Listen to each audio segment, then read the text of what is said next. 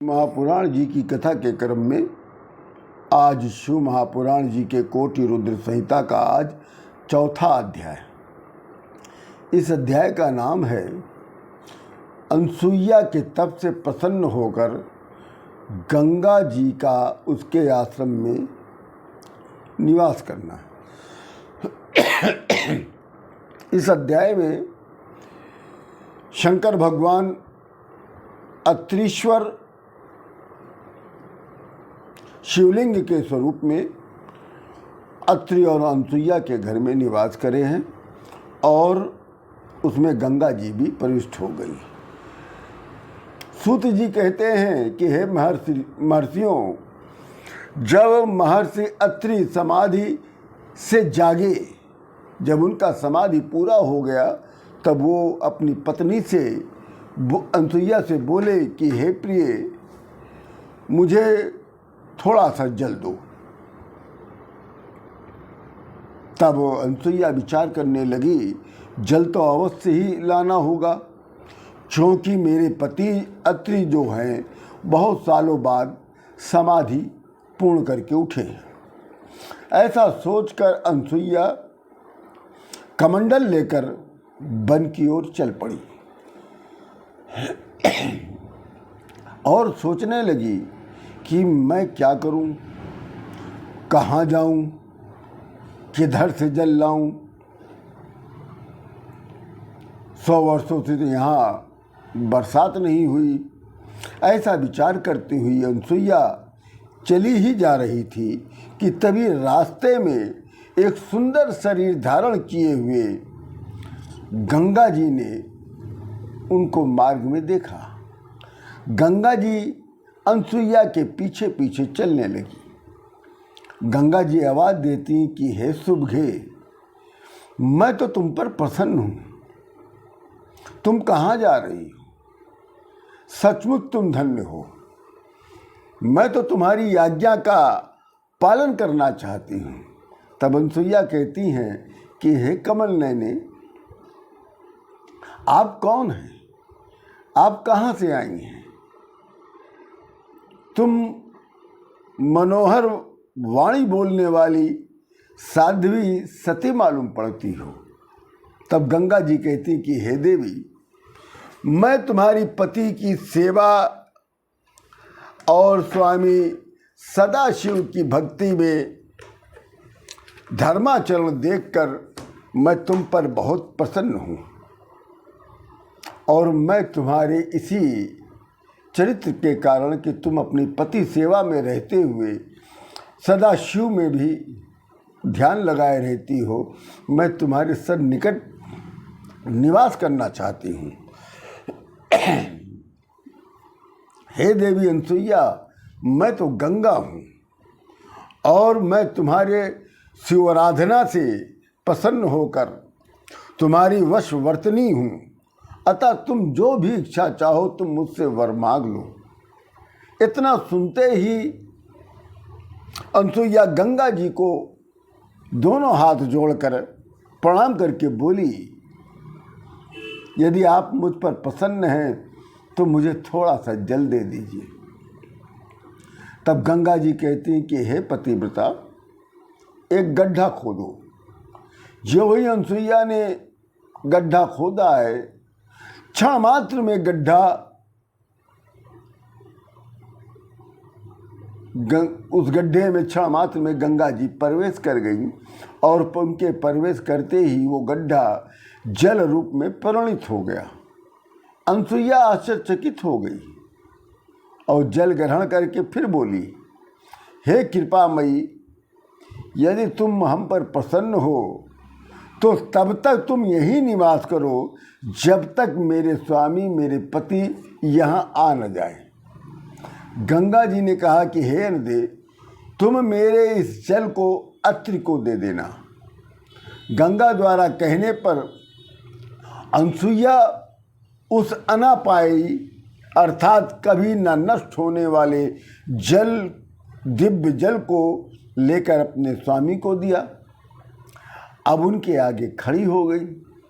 तब अत्रि ने उस जल से आचमन किया और आचमन करके गंगा जल को पिया जब उन्होंने उस जल को पिया तो इतना सुख मिला, तो विचार करने लग गए कि मैं तो जल पहले भी पीता था, मगर वैसा जल तो नहीं है ये।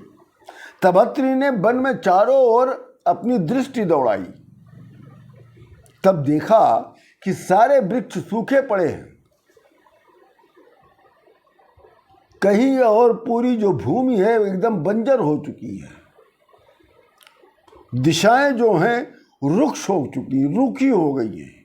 तब कहते हैं अत्रि अपनी पत्नी से कि हे देवी, क्या यहाँ कई वर्षों से वर्षा नहीं हुई? तब अनसुईया ने कहा, स्वामी यहाँ वर्षा नहीं हुई है। तब अत्रि ने कहा, तब तुम ये जल कहाँ से लेके आई हो? तब अनसुईया सोचने लगी, यदि मैं उनसे ये कहती हूँ कि गंगा को मैंने प्रसन्न कर लिया है तो ये हमारी उत्कृष्टता सिद्ध हो जाएगी और मेरी पतिव्रता धर्म भंग हो जाएगा। तब वो विचार कर करके वो असमंजस में पड़ गई और वो शांत हो गई। तब अत्रि ने फिर पुनः पूछा कि ये जल तुम कहाँ से लाई हो? तब अनसुईया ने कहा, हे स्वामी, जिस प्रकार से मैं ये जल लाई हूँ उसका वृत्तांत सुनना चाहते हैं तो सुनिए। महादेव के प्रताप से और आपके सुकृत प्रभाव से गंगा जी यहीं पर पधारी हुई हैं, ये जल उन्हीं का है। अत्रि ने कहा, हे प्रिय, क्या तुम ये सत्य कह रही हो? किंतु मुझे तुम्हारी बातों पर विश्वास नहीं हो रहा। तुम सच कहती हो, तुम्हारे लिए कोई असंभव भी नहीं है। हे देवी, जो योगियों के लिए ये असाध्य है और देवताओं के लिए भी दुष्कर, तो ऐसा असंभव कार्य किस प्रकार से हो गया? मुझे तो महान आश्चर्य हो रहा है, मैं बहुत ही विस्मित हो रहा हूँ। और मैं जब तक मैं प्रत्यक्ष गंगा को नहीं देख लूँगा तब तक मैं विश्वास नहीं करूँगा। तो अनसुईया ने कहा, हे नाथ, यदि आप गंगा जी का दर्शन करना चाहते हैं तो मेरे साथ चलिए। तब अनसुईया अपने पति अत्रि को लेकर वहाँ गई जहाँ पे गंगा जी विद्यमान थी। गड्ढे के ऊपर तक जल देख कर बोला, अत्रि बोले कि आहा, ये धन्य है। क्या ये साक्षात मेरा ही तप है अथवा किसी और का? इतना कहकर अत्रि जी ने गंगा जी की स्तुति किया है और उस निर्मल जल में स्नान किया है और आचमन कर बारंबार पुनः पुनः पुनः गंगा जी की स्तुति किया है। अनसुईया ने भी उस दिव्य जल से स्नान करके आचमन किया है। तब गंगा कहती कि हे अनसुईया, अब मैं अपने स्थान को जा रही हूँ। ये सुनकर अनसुईया हाथ जोड़कर खड़ी हो गई, कहने लगी कि हे देवेशी गंगा, यदि आप मुझ पर प्रसन्न हैं और हम पर कृपा करना चाहती हैं तो हे देवी, इसी तपोवन में निश्चल होकर आप यहीं निवास करें, क्योंकि बड़े लोगों का एक ऐसा स्वभाव होता है कि वे जिसे अंगीकार कर लेते हैं उसे कभी नहीं छोड़ते। इतना कहते ही अनसुईया गंगा जी की स्तुति करने लग गई। तभी अत्रि महाराज कहते हैं कि हे गंगा देवी, यदि आप यहीं निवास करें और हम पर अनुकूल होकर और हमें भी सनाथ करें। तब गंगा ने कहा कि हे अनसुईया, यदि तुम शंकर भगवान के अर्चन और अपनी पति सेवा का वर्ष भर का पुण्य फल मुझे प्रदान कर दो तो मैं देवताओं के उपकार के लिए यहाँ पर मैं स्थित रह सकती हूँ। यही शर्त है मेरी।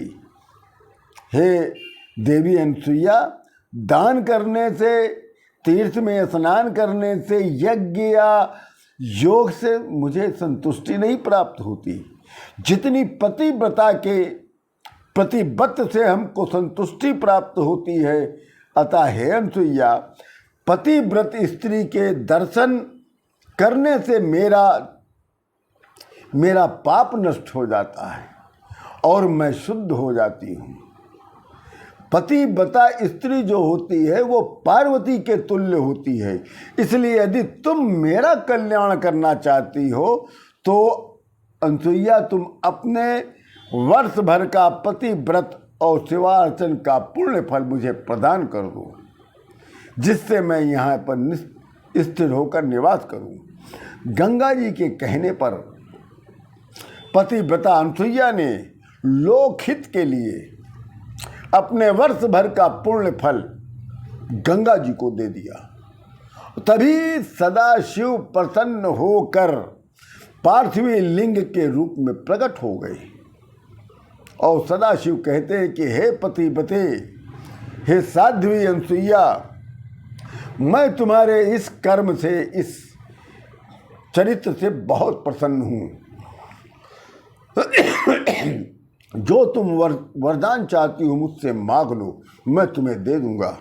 तभी शंकर भगवान उसी समय पंचमुखी रूप में प्रकट हो गए और अत्रि और अनसुईया ने शंकर भगवान को पंचमुखी स्वरूप में देखकर प्रसन्न भी हुए और आश्चर्यचकित हो गए और दोनों लोग हाथ जोड़कर शंकर भगवान की स्तुति करने लग गए।